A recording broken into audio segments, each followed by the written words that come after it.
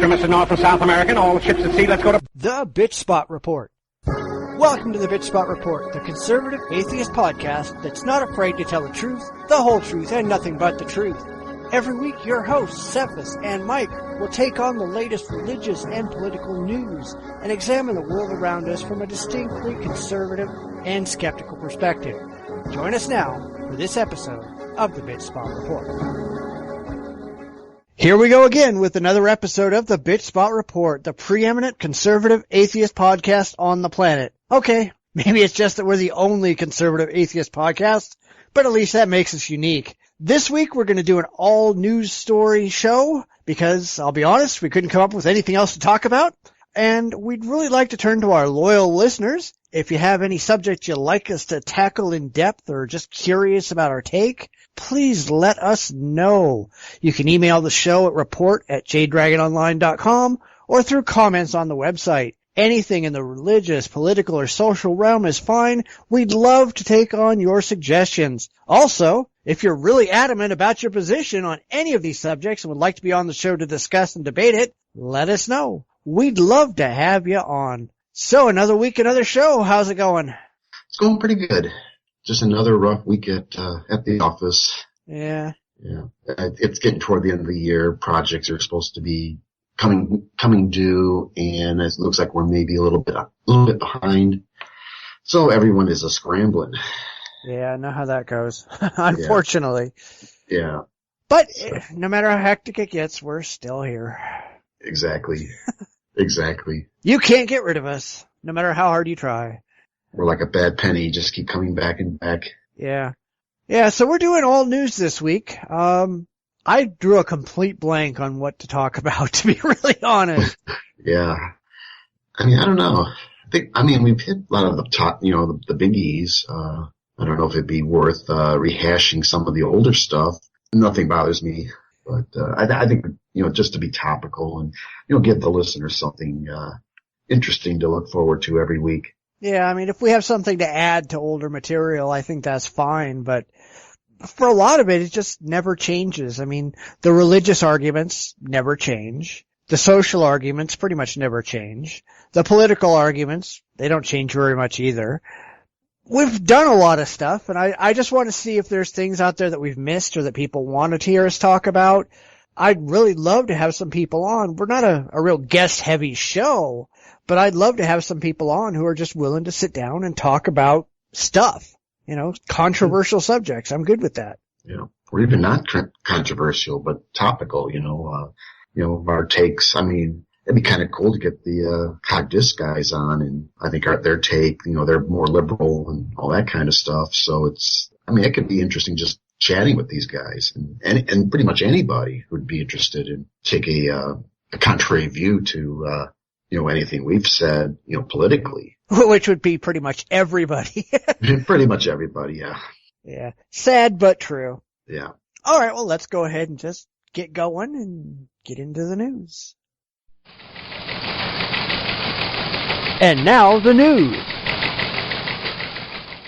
Without God's Word, without this authority, we can't know anything at all. This is the basis for knowledge and understanding. It really is. That's right. Now, the implication, of course, in the email, she's worried that the Bible doesn't cover dinosaurs. Right. Of course, the Bible does cover dinosaurs. We have talked about that on this show several times. But I think it's going to be quite instructive, really, now to have a look at what Pat Robertson actually said in response to this email. So we're going to listen to what he had to say, and we're going to comment on it, on what he said as it goes along. That sounds great. Let's roll that first clip. Look, I know people are probably trying to lynch me when I say this, but Bishop Usher, God bless him, wasn't inspired by the Lord when he said it all took 6,000 years. He just didn't. He's saying, I got to stop it right there, guys. He's saying it didn't take 6,000 years as far as the creation of the world. I think what he's saying is it's not 6,000 years old. Not it didn't take 6,000 years to form the world. That's the book he's talking about right there. We talked about Archbishop James Ussher, by the way. Pat Robertson demoted him just to plain bishop. He was Archbishop James Ussher, and he wrote this book. Now, do you assume then that Archbishop James Ussher had no actual evidence for his proposition when he wrote such a big book? And people talk about this 6,000 years that Archbishop Ussher came up with. Pat Robertson is claiming then that the 6,000 years comes from Ussher's book, not from the Bible. The point is, where did Ussher get his figure of 6,000 years? Of course, Ussher was not inspired. Right. But where did he get his figure of 6,000 years? The answer is, if you go through this book, which even the atheist Stephen Jay Gould said was a work of magnificent scholarship, you will find that he takes those dates from the Bible. So the figure of 6,000 years comes from the Bible. Now then, Pat Robertson, are you claiming that the Bible is not inspired when the Bible clearly tells us that the world is 6,000 years old? Because that's where Ussher got his date from. Poor old Pat Robertson. We pick on him a lot, and for good reason. But now, fundamentalist wingnuts Eric Hovind and Paul F. Taylor are criticizing the host of the 700 Club for daring to suggest that the Earth is older than 6,000 years. I mean, this is really hard to say, but good for you, Pat Robertson. And that took a lot to say. I'm sorry, because he's a crazy old fuck. Oh, yeah. I mean, it's just the crazy shit that's been coming out of his mouth. And, reading this article, it's anybody on that, in that realm of, the younger creationists. And I'm hard pressed to find anywhere where it says the Earth's 6,000 years old in the Bible. Well, it doesn't. And I love in this article that, the Bible says 6,000 years. I'm like, okay, show me it. Don't tell me someone did some weird calculation. Where does it say it's 6,000 years old? And they can't, but they have to argue it. And this Hovind guy, is he any relation to Ken Hovind? Yes. It's his son. It's his son. Oh, God, yeah. So the apple didn't fall too far from that one. Yeah. Again, they're hanging on to this, this make-believe world they're in. I don't know. I just don't get it.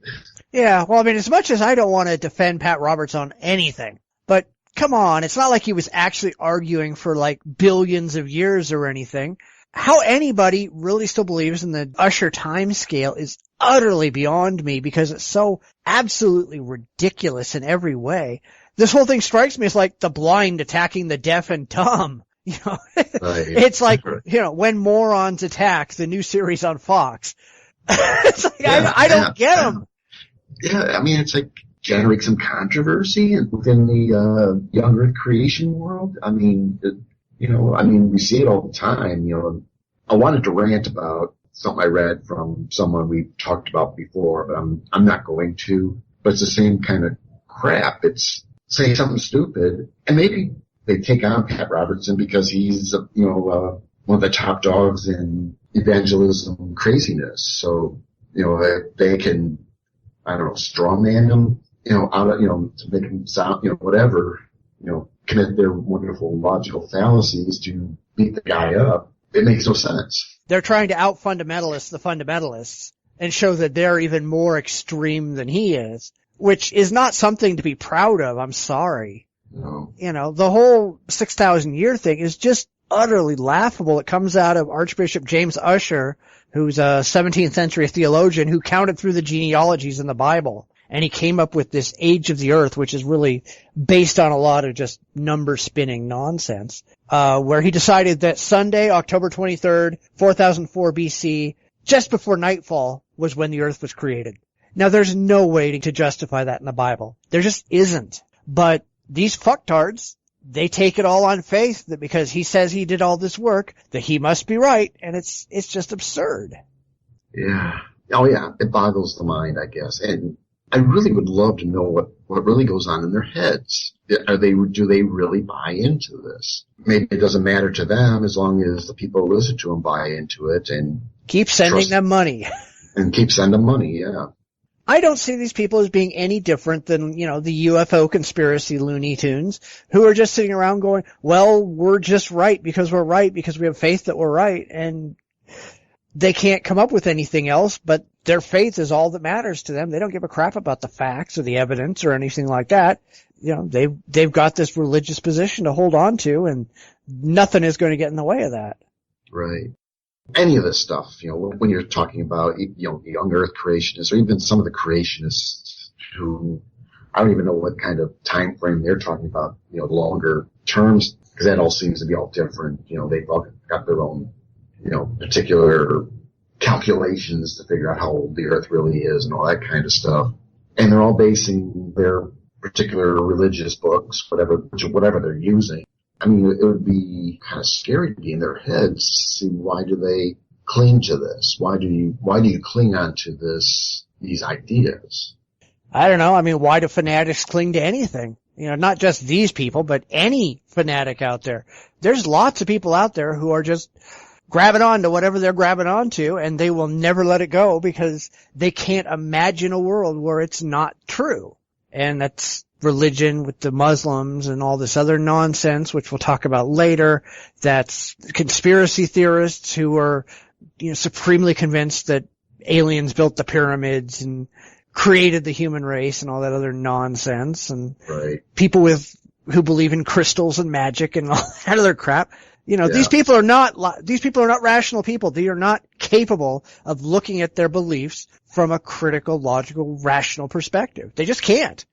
It made me more not wanting to. They seem to be very comfortable with the idea that they're 6,000 years old or whatever their particular belief is. You know, they're very perfectly happy with God creating everything. I know I've gone on about my views because to me it all seems pointless. If there's a deity that's created everything and everything's predetermined, there's not much to life. And maybe that's why then they can, you know, you buy into this and it makes your life easier and it makes it easier for you to open your pocketbook and send these guys money. You know, I mean, I like to think of the world as being a much bigger, greater place. Everything being created by God to, you know, whatever. You know, and then these guys, you know, they cherry pick what I love how they will, oh yeah, God's all love and all this stuff. You know, you'll see here in the scripture, blah, blah, blah. And then they'll turn around. We'll see if you don't believe in God, you know, here's the scriptures that say he'll torment you and destroy you, whatever, do the, you know, bad things to you. Again, it's a programming to scare you into, maybe that's it. People are just too scared to ask the guy the question, well, how can you be sure it's 6,000 years? You know, of course they probably even already know the answer because it's in the Bible. That's what they you know, so it's, you know, it's a no-win situation for someone in that realm. And, I mean, it's a sad world to be in. And, yeah. Well, it brings us right back to what the basis for religion is. And actually the basis for all these crazy things that we talk about is these people are not able to think about their beliefs. These people react. These people feel. It's a completely emotional thing. They want to believe that there's some big dude in the sky watching over them and taking care of them. And to not believe that is a terrifying thought. And so these people are willing to throw away everything else just so they can get that emotional comfort. And we see this all the time. We see this with all kinds of different things where people are just, you know, they want to believe that the aliens are going to come back and take care of us and give us technology and heal us and all this other stuff and take us away to paradise and all this other nonsense. These people who don't want to think that we've discovered everything there is to discover, so they believe in cryptozoology, and it's all emotional. There's nothing rational at all. It's all emotion. Right. You know, and unfortunately, dudes, there's more to fucking life than emotion. And that's something that I think the vast majority of humanity needs to get through their damn heads. Feeling good is not a replacement for reality. Reality exists no matter how it makes you feel. The most comforting, wonderful lie in the world is still a lie, and the most uncomfortable, horrible truth is still the truth. How you feel about it doesn't change anything. Right. All right, well, let's go ahead and jump on. You know, they never stop trying to use human tragedy to push their own agenda. In the Philippines, Bishop Broderick Pabio, I don't know if that's right, but I'm going to go with that, has said that Typhoon Pablo, which killed more than 300 people last week, was a warning from God that the people of the Philippines should not pass a reproductive health bill currently under consideration by the Philippine House of Representatives. The bill, which would guarantee universal access to birth control, sex education, and maternal care, has been soundly criticized by the Catholic Church, which I suppose is no surprise, considering how backward and anti-woman the Catholics are.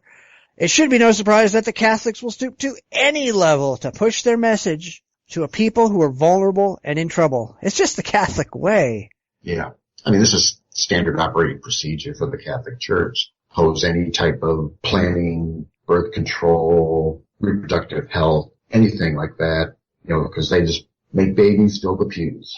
Yeah, but I mean, it's not just the Catholics. It's everybody.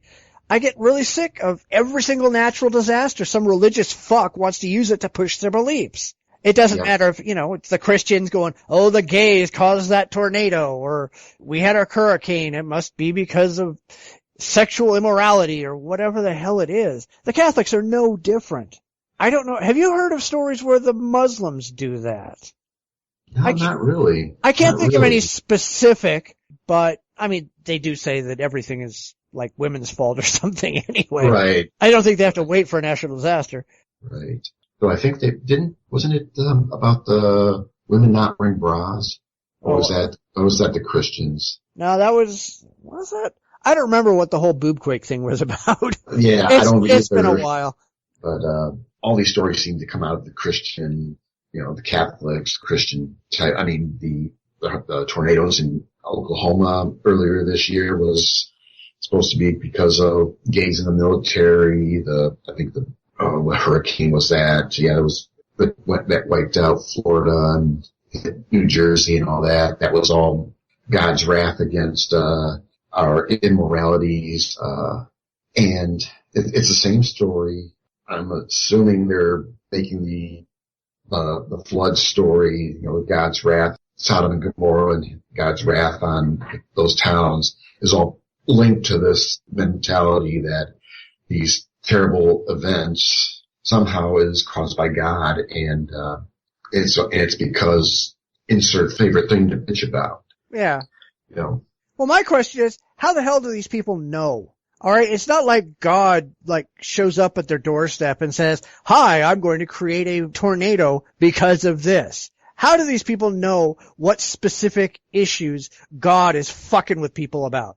Right, and I would think if God wanted to smite the gays or the whatever, he can be a lot more precise in his, if he wanted to wipe out the gays, I mean, a lightning bolt would do just as well as a tornado or a hurricane, and think about all the churches that they wiped out in a hurricane. It's like, who's really at the problem here? Is he pissed off at the gays, or he's pissed off at the people who hate gays? Yeah. Well, I always love the people who say, you guys are problematic because you're putting lightning rods on your church steeples. If you were really convinced that God was trying to protect you, why in the world would you feel the need to put a lightning rod on your steeple? Why don't you just trust God not to hit you with fucking lightning?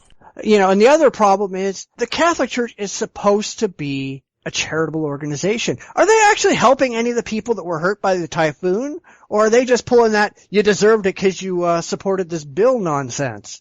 Are they doing anything to help any of these people? And if they are, isn't that being hypocritical because God apparently wanted these people to suffer?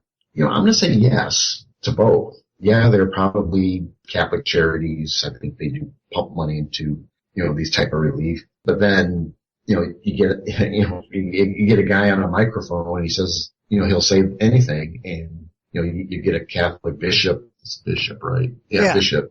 He'll go on there and says, he'll say the crazy crap. And, because they are hypocritical.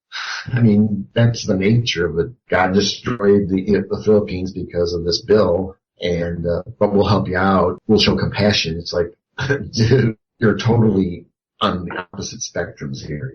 You want to help these people out because they've lost their homes, but you don't want to help these people out because they're promoting a bill, a law that you don't agree with. Fucking get a clue. Just get a clue. Just what you just said, Yeah, but I'm willing to bet that the Catholic churches are only too happy to take the money from the people who are voting for the bill. Oh yeah. They're not going to say, well, you people, we're excommunicating everybody who supports this bill, and we never want your money. They're not going to say that, are they? Heck no.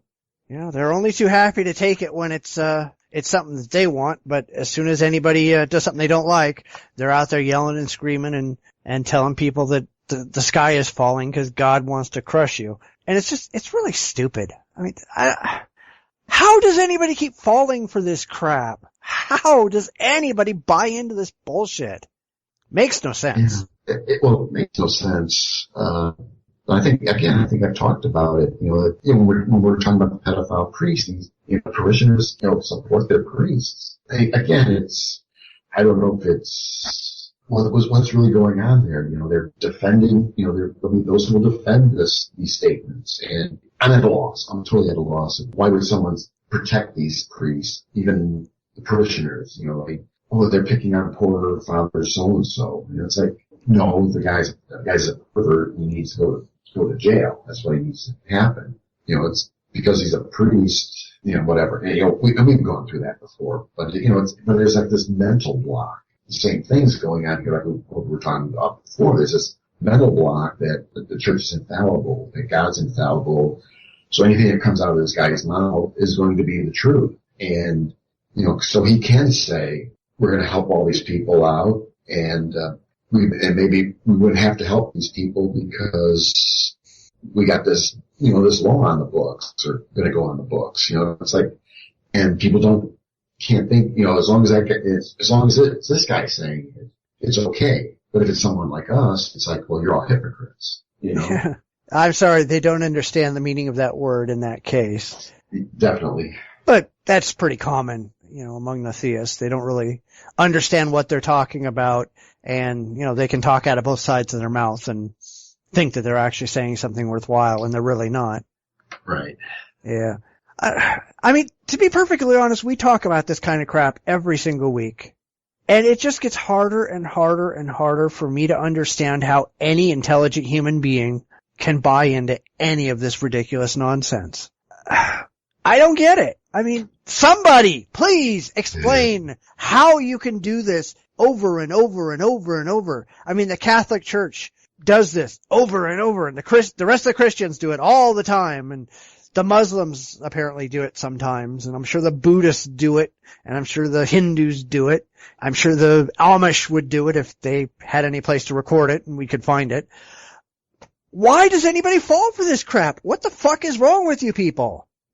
Yeah, I mean, I really wish I could understand this whole logic, but it always seems to be, and to me it seems like anything that comes out of the priest, the pastor, the imam, whatever the priests of the, whatever religion, whatever they say is infallible. It's the word of God, and anything that they say has got to be the truth.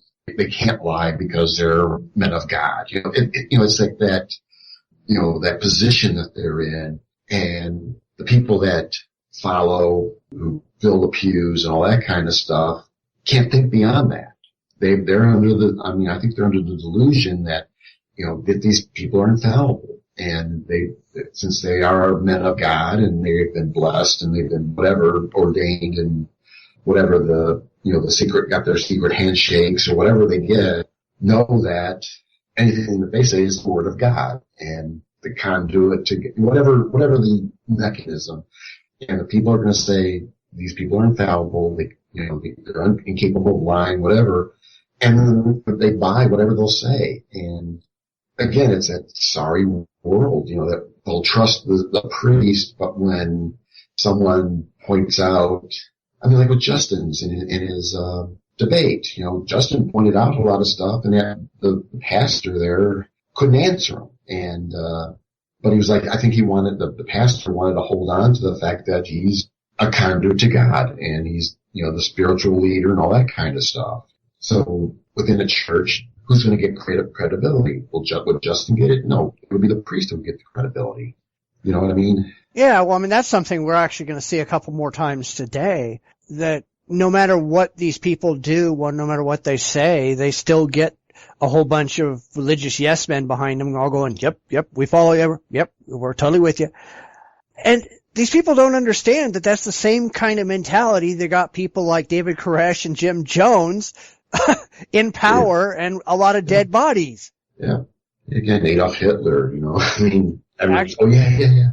But I mean, the same people believed them. They trusted them. They placed their faith in these guys, and look where it gets them.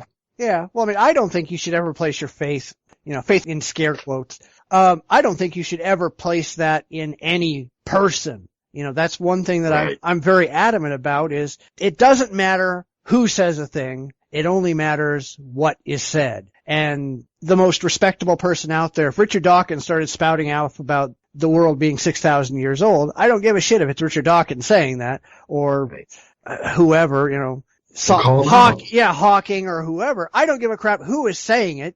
I only care if what you're saying is true. And if it's not, fuck you. Fuck you up your ass with a whatever. I don't care about the people. I don't care about any people. I don't believe in hero worship of any kind for anyone. And unfortunately, as we've talked about before, there's a lot of that going on in the atheist community, and there's a lot of that going on all over the place.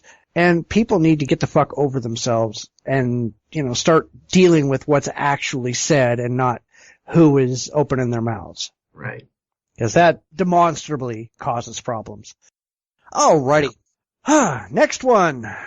As a new law passes the Senate vowing to protect gays from workplace discrimination, we're seeing a shift as traditional religious arguments are failing and being replaced with solely political and economic arguments by the neoconservatives. Even the traditionally God-soaked Family Research Council is softening up their God-bothering approach and trying to use economic and legal claims why the Employment Non-Discrimination Act should fail. Now, I don't know if this is a good thing or a bad thing, to be really honest.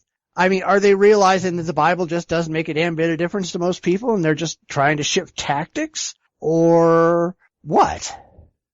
Unless they would realize that, banging the religious over the top of everyone's head isn't working, so they need to, because within the conspiracy world and even with a lot of the religious stations, they try to make, there's a definite tie to, on radio and media is a tie to finance.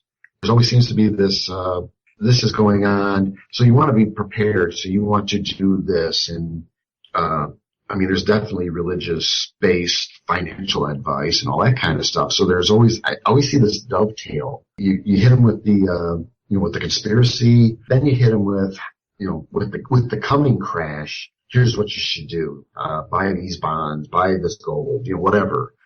I'm wondering if this is a kind of a similar tact where they're going to say, now this is going to be a financial disaster in hopes that would perpetuate their religious basis for their argument, but not take the religion out, use finance as the scary part, of all this. Yeah, well, I don't know that these new arguments are really any better than the old ones. They're still stupid. Yeah. But these really aren't new tactics. They've tried the same thing with women's rights, civil rights, and it didn't work then either. It's funny, if you go back, I've seen some pictures where they've put up the modern, God hates fags, all the people carrying around signs, and they put them up right next to things from the 50s and 60s where God hates interracial marriage and all this other stuff, and it's like, guys, you do not want to look this stupid in 40 years. They've tried this stuff before. They know it doesn't work, but they can't give it up because really it's all just about their religious beliefs. Right, and that's who they appeal to, and that's who they've got as their constituents and trying to press forward. I kind of see it like the wedge with the Discovery Institute. They've moved away, they pulled the religion away from their argument and trying to use other means to get intelligent design in schools. I've seen, I was just thinking about that, I wish I could remember. I think one of the appeals of Alex Jones is some of the older conspiracies always pointed to the Jewish cabal, that the Freemasons are full of, it's part of the Jewish takeover. And actually in the 50s, that was still very popular, though it was, I think once they realized, blaming the Jews for all their problems was not getting them any traction. So they've created new words. Instead of saying Jews, they call them international bankers now. And same idea, just to not make it sound like they're, attacking the Jews on this stuff. So it's like same argument, but they tried to, you get rid of part of this. Now you can maybe attract more people into the movement type of thing, I mean, maybe because they may be seeing that the religious isn't working. They're not getting the numbers that they need to, to call their senators to kill these laws.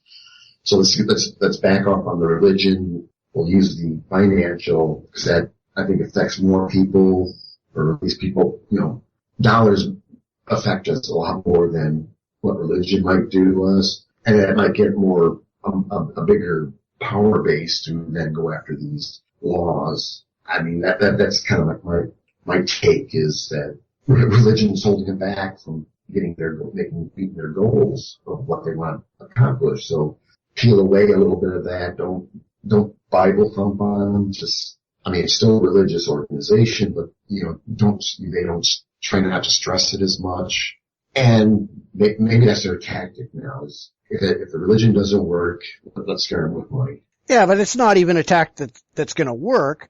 73% of Americans from every religious and political group favor protections for gays and lesbians. That's reality. All right? Yeah. You can't beat that. And I don't care what tactic you use, if you start claiming that it's financial, if you start claiming that it's religious, whatever, you lost. Sorry. It's a done deal. You failed. And maybe you need to start considering why you failed and why you're taking such unpopular positions, why everybody's abandoning your party. Let's face it, people are running away from the Republican Party because they're realizing that the Bible cannot be the end-all, be-all to everything. Right. American society is shifting away from fundamentalist religion. You got an awful lot of fundamentalists, and you got an awful lot of non-religious, and the gulf is widening.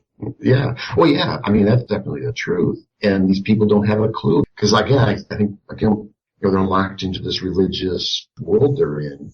And they're convinced they're right. I think they're not looking at this realistically.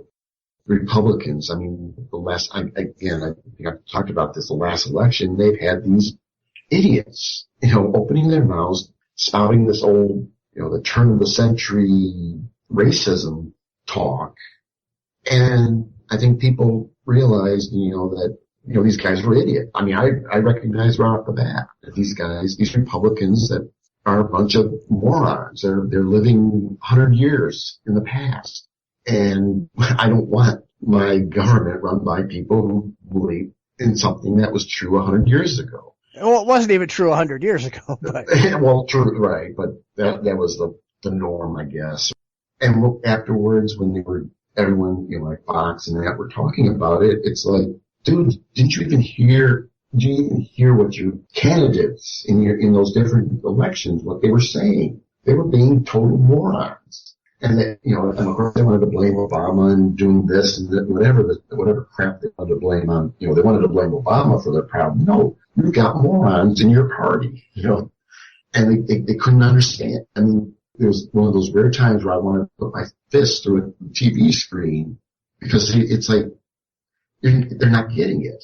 They can't see past. They think they're right, and they're not. The reason they don't think they have morons in the party is because they're all morons.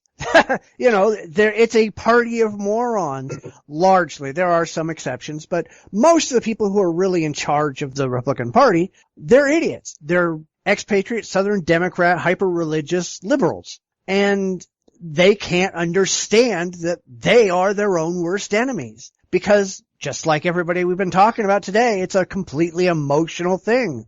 These people feel good by believing what they believe. They don't actually give a crap if it's right or wrong. It just makes them feel good. So they espouse these ridiculous positions and can't understand when they lose. Well, they lose because they're idiots, but there's plenty of idiots on the liberal side too, and they're doing the same thing for the same reason. There's no intelligence in the shit that's going on. There's no intelligent thinking going on with Obamacare and all the rest of that crap. It's just we feel good, therefore we're going to do things that make us feel good. It's about time the human fucking race grew up and stopped with this emotional nonsense and started thinking instead of believing.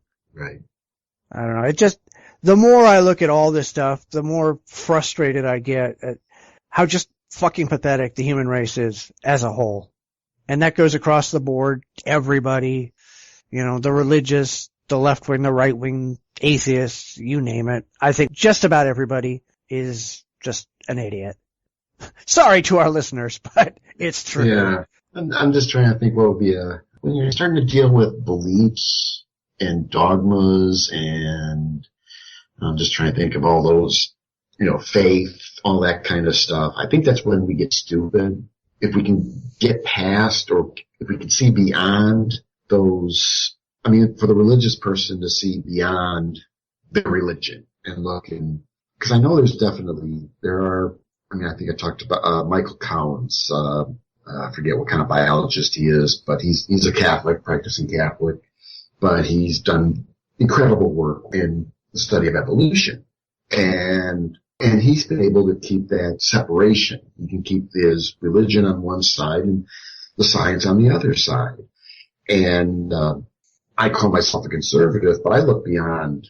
And again, and being a skeptic, you can't just say, you just can't stand there and say, this is always going to be right. You got to think beyond. And if some new information comes along, don't discount it because it doesn't fit into your belief. Look at it, see if it fits, try to understand what you're being presented. And then if it still doesn't fit, it doesn't fit. If it fits, assimilate it in. That's skepticism. That's how skepticism is supposed to work. And I think that should be done, if you're religious type, take in this new information, this idea about evolution. It works, so maybe I guess I won't be a creationist anymore. I can still be an evolutionist and still believe in God. Ultimately, down the road, eventually God will go away completely, but you can accept the reality of evolution, global warming, all that kind of stuff, all the science, as you bring it in and you reassess and you understand it better, you can assimilate it in, or you can reject it. It's your right to reject it, even if if you wanted to reject evolution, go for it. It just means you're just not with it anymore, You have to be able to change. You gotta change with, the prevailing information, with what you know. And I think the people that can do that are probably much better than those who can't. They can't see beyond their Qurans or their King James Bibles or their Book of Mormon or, whatever. And, if they can't see beyond that, you're going to be trapped and you're going to be left behind. As religion became less and less important and science was making a lot more sense to me, it's like I was abandoning this part and taking in this part, and it's where I'm at right now. I'm a skeptic, I'm an atheist, I'm a conservative, and I'm a happy person, Yeah, but unfortunately a lot of people can't do that. Well, it makes them very, very uncomfortable to admit that they're ever possibly wrong. So they hold these beliefs forever, because to admit that any of these beliefs were ever wrong, that's to admit that they were wrong. And their emotional comfort is a hell of a lot more important than their rational acceptance of reality. And, if I'm wrong, I'm wrong. I learn new things every single day. And there are things that I've believed for a long time that I was completely wrong about. Take religion. I was completely wrong about that, no matter how strongly I felt. And I had no problem getting rid of it because I found out it wasn't right. And so I went out and I started looking for what was actually right. And I was actually concerned with what's actually true and not just what makes me feel good to think that's true. And that's not how most people operate. And it's just sad. Yeah, it's unfortunate. It's great when you learn something new. I thought when I first started learning about evolution and actually reading some Dawkins, and it's like, oh, that's cool. That's cool stuff. I didn't even realize evolution was that detailed out, actually. At least from reading Dawkins. And I won't go into gory details because I was kind of wondering about how certain things transfer from generation to generation. And I kind of found out how that actually works. I'm like, oh, that's cool. It's amazing how it works. And I thought, I was taking that in, and granted, I was already into evolution, and this just added more reinforcement that, hey, I'm on the right track, and, maybe that's it. I mean, every time, I'm going down the right track of understanding the world and how things work. These people who have taken the religious track, they're being bombarded with this new information that doesn't fit in, and either they can't or they don't want to assimilate this new information, or they're afraid to take it in because they're afraid they're going to burn in hell, and they haven't made that transition past that hell doesn't exist. Yeah. Well, like I was saying, it's all about not wanting to be wrong and being afraid. And a lot of it, I think, to be really honest, and this goes into like discussions on morality, etc., is there's an awful lot of people out there who just don't want to have to think about things. They just want to embrace something that is going to be true forever and ever and ever, and they never have to bother thinking about it again because either they don't understand it, or it's frightening, or it's confusing, or whatever. So they're going to say, my morality comes from God, or my morality comes from X, Y, or Z, and then they will never even discuss it again because it terrifies them to have to face those fundamental questions. So, plus I think a lot of people are just outright lazy. It's easier for them to just say, God did it, than to actually try to understand what actually happened. But it's just more evidence that the human race is completely fucked up. Yeah, I'll go with that for now. Well, that might be worth a show on itself. Is the world really fucked up? I wonder. Yes, the world's shortest show. Okay. Well, I don't know. We might do that. I don't know. Anyway, why don't you go ahead and take your first story? Yes, I'll do my first story. Pastor defends $1 million mega house as a gift from God. A controversial megachurch pastor has defended his new 16,000 square foot home, calling it a gift from God. Stephen Furtick, a 33-year-old pastor of Elevation Church in Charlotte, North Carolina, has been criticized for his massive new digs, which has a tax value of $1.6 million. Furtick, fuckhead, spent the first few minutes of his Sunday sermon talking about the property. It's a big house and it's a beautiful house, and we thank God for it, he said. We understand everything we have comes from God. No dickhead. It came from your parishioners giving you money to talk to them. Yeah, if it's a gift from God, why didn't God put it on his own credit card? Yeah, I think God has a bigger budget than the people of Charlotte, North Carolina. Oh, well, you never know. Yeah. I mean, I wouldn't say if this was like the only time it ever happened, but come on. This is like ridiculously common. I mean, what about the German bishop who built a 31 million euro house and he got in trouble? What about Jim and Tammy Baker? Paul Crouch, who started TBN, his wife had a custom RV just for transporting her fucking dogs. I mean, this is nothing new. Why is anybody surprised that this crap goes on? And why do they let it go on? I remember hearing horror stories about these old ladies that they would send in every dollar they had to these pastors, to the Jim Bakers and the Swaggarts and the Oral Roberts and all these guys. They're draining out their bank accounts to send their money to these guys, and they're riding around in $1 million mobile homes and living in multi-million-dollar houses and building amusement parks and running 700 clubs and all that kind of stuff. Yeah, sending, I don't know how much pop-off charges for his magic water shit that he sells, or is he still selling water, or has he got some other new scam going? I don't know. Yeah, but, people are sending in money to get a little vial of tap water and, believing it has some magical property to it. It's like, I don't know why these people don't get pissed off, but they don't. And these guys get away with it, and this is a gift from God. No, it's a gift from his parishioners who's I mean, we're talking tax value of $1.6 million. I wonder if that's what he spent on it. Did he spend more or less, whatever? But, that's a lot of money for one guy who runs a church. Probably doesn't have to pay taxes on that building. He doesn't. That's the way churches work. Yeah. Unfortunately, no matter where he lives, and this is true of clergy all over the place, their houses are tax-free. It's a horrible part of the tax code that allows these people to go out and build these massive mansions where they never have to pay anything on it. There's nothing that they pay on any of these things. They get to write off all of their living expenses because they're part of the fucking clergy. I mean, this is like we were talking earlier. His parishioners ought to toss him out on his ass. But they won't, because they're convinced that he can do no wrong. The same as all these stories that we're doing today. It's the same reason that pedophile priests get openly supported by their followers. You can have absolute proof that these people are out there fucking kids, and their followers will come to their support. These people are fucked up. Maybe you are right with, we're all fucked.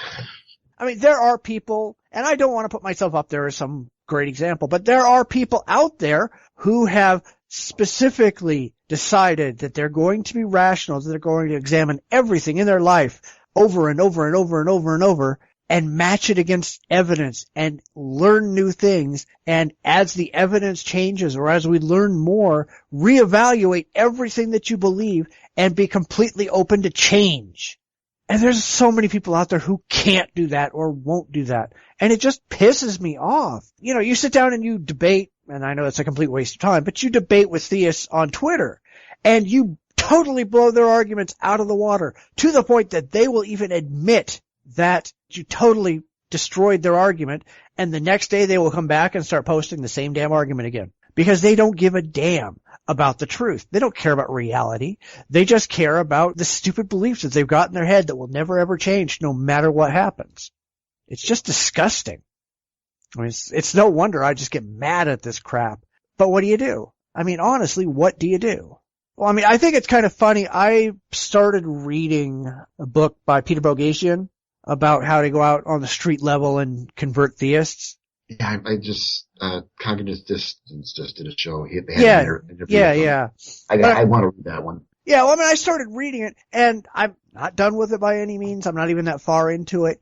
But he says that he never gives up on anybody, and that, you can do this with anyone. I beg to differ. Because there are an awful lot of people out there who are just complete and utter fanatics about their belief, and no amount of talking to them, no amount of discussion, no amount of proving for an absolute fact that they're wrong is going to make a damn bit of difference to anything that they claim. It doesn't matter. If it said in the Bible that the sky was purple, they would demand the sky is purple no matter how many times they look up. And that's the problem. That's the problem we have with so many people, is that they're just completely and totally out of grip with reality. And they don't care. They're proud to be totally lunatics. And there's just no way to reach these people because there's a total disconnect between what goes on in their head and what goes on in the real world. I would agree with that. I mean, but I'm there's going to be those, they're just hardcore. They're in it. This is their thing. It's how they make their money. I hate to say this is how they make their money or anything like that, but they've just bought into it so much. I mean, I love those YouTube videos. There's that one girl about, the proof of God exists is because we have the Bible. And you can see that it's just totally emptiness inside. I mean, I would love to turn this into a blonde joke, but she wasn't blonde, It was just like this emptiness. And, it's like, the proof of God is because we have the Bible. Look, here's the Bible. We've got a Bible here. Yeah, I don't think there's any hope for those people. Yeah, well, it's like going, the proof for the flying spaghetti monster is this jar of spaghetti sauce. What? But I would say there's probably those who are at least, you can get to. And I think that's important for people like us to at least give them something, If I remember from the interview right, you really can't treat these people as morons. I mean, these are just people who they've got their worldviews kind of scrambled up a little bit. They've been indoctrinated. They've gone, if you're dealing with somebody in, I don't know, in the 20s, 30s, they've gone through if you're in the Catholic Church, you've gone through, from the baptism to first communion to your, you go through your, confirmations, and there's all these little steps you go through to become a true Catholic. You do your confessions, and you do you do those, your holidays and all that kind of stuff. But they may be still, they're still kind of pliable. You can squeeze in a few good ideas and get them thinking. You might be able to, and that's what it sounds like. You just treat them like another human being. You don't talk down. You don't beat up the guy. And then you might be able to eventually pull him your way. And if you can do that, and you gotta do it slowly. You just can't, take the hammer and says, learn this, bang, bang, bang. So I have followed some of your stuff, when you try to deal with some of these people. And I can tell right off the bat, those people you deal with are so dense. You're not getting through. You'll never get through to those people, I've seen some of those, and there's some people who just can't get through because they, maybe they're older, they're maybe in their 40s, 50s, everything's been reinforced now for a few years, especially amongst the evangelists. They've hammered home, heaven, hell, you do this, you go to heaven, you do this, you go to hell, and, hell's fire and brimstone, all the nasty stuff, and yeah. And then you just can't get them out of that because it's been there for so long. If you catch them earlier, you might be able to tease out some of the crap, undone the works, so to speak. Because as they get older, that everything, and the brain just seizes up. You're trapped in, this Christian heaven, hell world. Yeah, well, I was mostly, he goes through and he says that he can just go out on the street and convert people on the spot, on the street. But, apparently he's not out there talking to the same people that we are. I'd like to see him go out and convert Pat Robertson or Eric Hovind on the street, on the spot.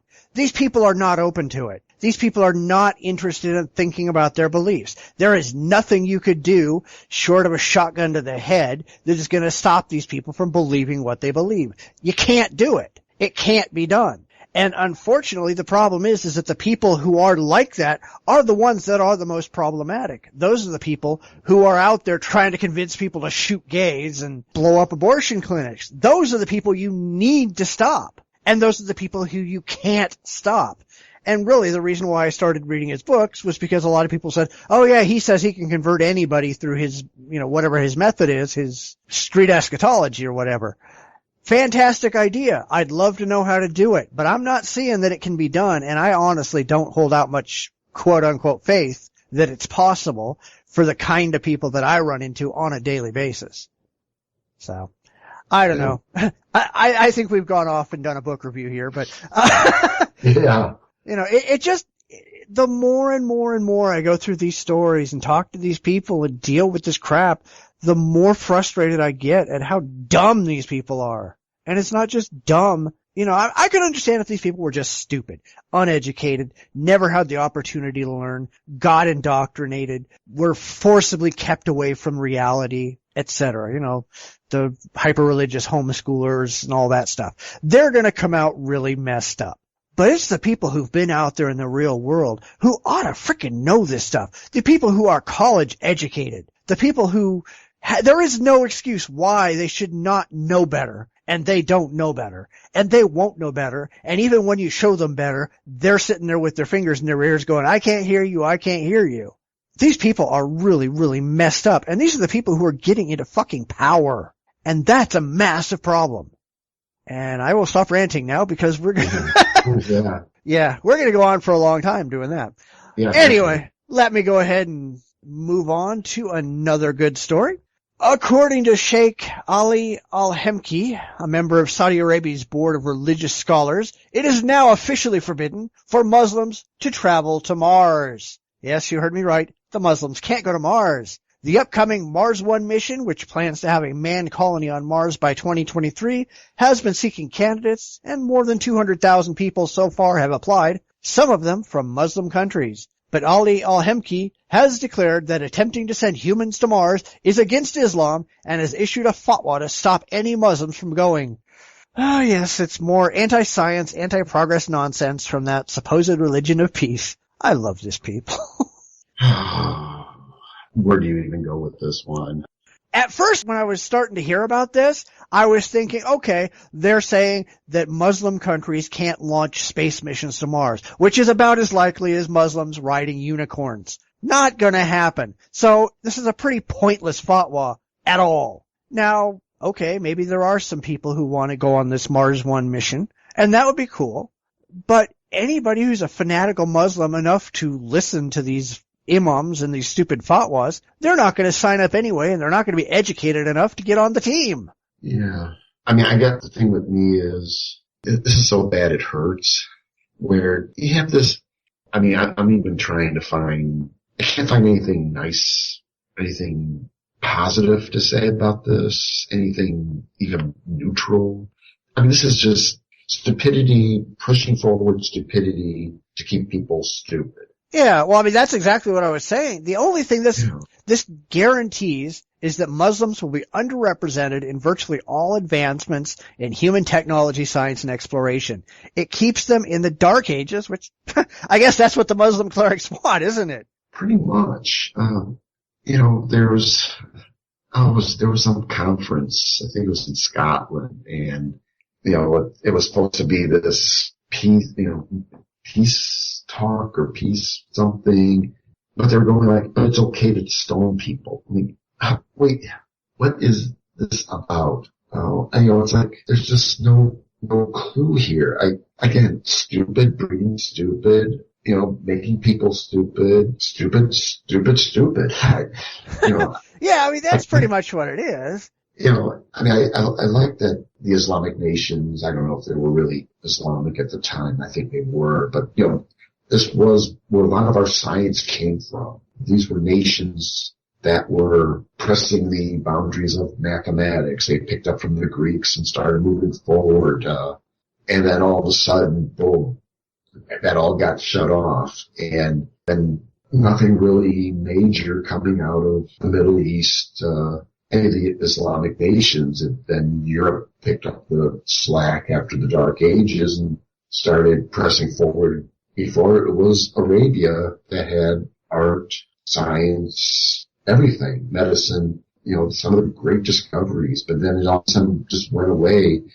And I really wish I knew what happened, because I really don't understand. Why would you turn off? Why don't you want to explore your world? Why don't you want your people to explore the universe? And I don't know, what is it? Because they might start learning and begin to question Islam, and that will be a bad thing. Maybe. Just keep people, stupid. And I don't even say that it's them trying to keep their people stupid. I want to say that, because there's probably a few that escape that, but anyone who would, Rushdie in the satanic verses and they wanted him dead crap, it's like, no one read the book.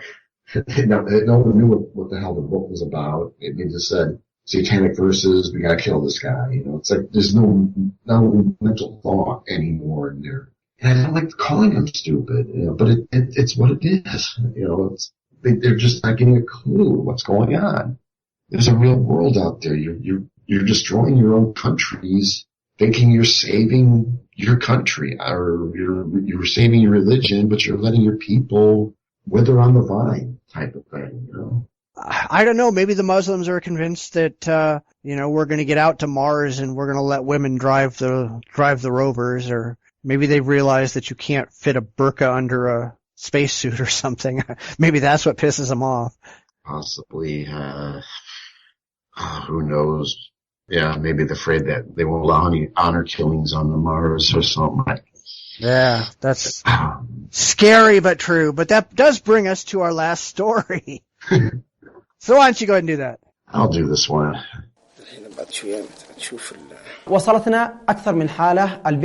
We've received more than one case in which the girl was killed or subjected to severe bodily harm. In some of these cases, the victims were burnt with oil or boiled water or even with fire. Some were killed by live bullets, while others were forced to drink deadly poison. The national legislation is very weak as it allows parents to escape punishment because Yemeni legislators, whether they are legislating on the basis of Islamic laws or national laws, believe that the father is responsible for the child's existence and therefore he has the right to do what he wishes. As a result, the father is not punished as he should be. I hate doing these stories, but Yemeni girl, 15, burned to death by father. A 15-year-old Yemeni girl was burned to death by her father for communicating with her fiancé. According to Yemen's Interior Ministry, the father, a 35-year-old man, was arrested Tuesday in a village in Taiz province. That place. Yeah. The statement did not clarify when the girl was killed. The girl talked to her arranged fiancé, 15-year-old. Oh, why is that so bad? I mean, besides the fact that she's probably sold to this guy for, whatever, to marry this guy, but just talking to him. These stories just do not make sense to me at all. I mean, even less sense than allowing Muslims to go to Mars. Yeah, well, I mean, we did a story a couple weeks ago about child brides in India, but in Yemen, half of all girls are married off before they're 18, virtually all of them in arranged marriages. And, if you want to have my reaction to that, go back to the last time we did that story. But it's just disgusting the way that these people act. Muslims, and I hate to sound like I'm lumping them all into the same mix, but Middle East Muslims like this guy and like a lot of them are just fucking animals. There's no other way to say it. These people are not human. These people are fucking animals. And I see no point in keeping them alive. There's absolutely nothing honorable in an honor killing. You cannot defend that in any way, shape, or form. It's disgusting. Yes. I can't say any more to that. I mean, it's unfathomable. It makes no sense to me. I mean, why would a father do this to his daughter? But it's just that whole culture and that whole religion and the culture and I don't know if this is redneck Muslims or urban, whatever, but to kill your offspring, and I don't know if it's the religion, if it's the culture, if it's both, if it's neither, if this guy's just a real jackass, to do this to your flesh and blood. And what really motivates, why there even has to be motivation to do this? There's all these different killings. We've talked about the witches in Africa. We've talked about, India, Middle East. I believe there's even been some here in the United States. Again, Muslims, they bring their culture with them, and it just doesn't compute. It doesn't compute with me. And I'm glad it doesn't, because you're definitely not going to want me on a jury over there against this guy, because I think this guy should be, he should be up for a beheading. Oh, I'm all in favor for that. The problem is these things are not at all rare. They happen all the time, everywhere. Every time, and it's because women are basically property anyway, but anytime something happens that might make a male figure of authority look bad, they're out looking for some way to kill somebody to make themselves look a little bit better, but it's just stupid. You are not making yourself look any better by going out and hacking off your daughter's head or whatever you end up doing. But this happens all the time. I write stories about this all the time. And it's just disgusting that this culture exists. I don't see anybody out there. To be really honest, I don't see anything different between the Muslim culture in some of these countries and the Nazi culture in World War II. I see no difference. And if we're going to go running around trying to save the Jews from going into the ovens, why aren't we over there trying to save these girls from getting beat up, killed, raped, etc.? Tell me where the difference is. I don't see it. I'm sorry. I don't see it either. The only thing that the Muslims have is fucking oil. That's the only thing. Germany had nothing that we had to placate them with. We just have to keep these idiots happy because they've got oil. And it's just fucking disgusting. I'd like to turn the entire Middle East into a fucking glass desert. Just nuke the shit out of them and just start over. We can still dig the damn oil out from under the glass sands. Yeah. You just might have to be wearing a radiation suit to do it. Yeah. Yeah. Fuck the Muslims. Well, I would say fuck anybody like this. I mean, we did the story about South African doctors selling albino body parts, the witches in Africa, and we won't do anything about this because, well, either we won't do it because, they're sitting on top of oil, or they're not sitting on top of oil. I mean, that's why we don't mess with Africa, because we've got no interests. We don't have any financial interest in Africa. So why help those people out? Because there's nothing financial for us, and we won't help out the Middle Eastern people because they're sitting on all this oil, and we go in there, they shut it off. I mean, it's not really a double standard. It's just this. I could say things like, just then people here in this country is pissed off at this. I think there's plenty of people to be pissed off at this. Well, nobody's pissed off because we don't have to look at it. If the Muslims were here and doing it, we'd be up in arms. But there aren't a lot of them here doing that. Right. And we don't have to stare at that on the nightly news going, oh look, they killed another 5 girls. Oh look, they shot Malala in the head again. Oh look at all this other crap that they're doing. We don't look at that. So we don't care. Right. I mean, there's that. I'm sure there are some people who care. I mean, was it, Clooney in, Sudan, that whole thing. I mean, what do? We bomb them with food, and that's about it. And yeah, well, also you got to remember that you're never going to get a Hollywood celebrity to hold up this, because most of the liberal Hollywood celebrities are out there going, well, you can't criticize Islam because it's a different culture. Fuck you. Yes, we can. Next. Right. Yeah, it bugs me. I mean, I've talked about when I talked about my definition, some of my definitions. I mean, I think our only 2 good wars, World War II and the Civil War. The rest of them have been these financial, and we totally fuck them up. And even to a point, Second World War, we kind of fucked up afterwards. But I think we fought that war for the right reasons, and the Civil War we fought for the right reasons, and then, the revolution. I mean, that's what got us all started. I kind of forgot about Desert Storm. I think that was kind of a good reason, though there was a lot of bullshit, propaganda about Iraqi atrocities, but still, the Iraqis invading Kuwait, they tore that country up. I mean, they tried to cart the whole damn country back into Iraq. I mean, that was probably a good war too. But again, we fuck up afterwards and do everything wrong, afterwards. Oh, sure, because when we have a war, then we go back and we pay them to be better than they were before, and then we leave. At which point in time they go right back to the way they used to be, and they got all this wonderful shit that we gave them. Yeah. We're not bright. We throw a couple billion dollars into these countries and says, here's your money, fix your country, and then, we leave. And next thing you know, you've got the Taliban taking over in Afghanistan after we help them kick out the Russians. Well, we didn't go in there and start helping these people rebuild the country. No, we just gave a bunch of money to, whatever tribes, and then Mullah Omar becomes the new leader and takes over, and we get Osama bin Laden helping him out, and now we're dealing with these fuckheads, now we got it, we're not fighting a war, and we're never going to be done with that one. Yeah. And, so I think no matter what we would do, I mean, if we leave it alone, it's going to happen, in these countries. If we go in there and invade Yemen, or we go into South Africa or Central Africa, any of these places. When we tried in Somalia, we fucked up, we got our asses kicked there.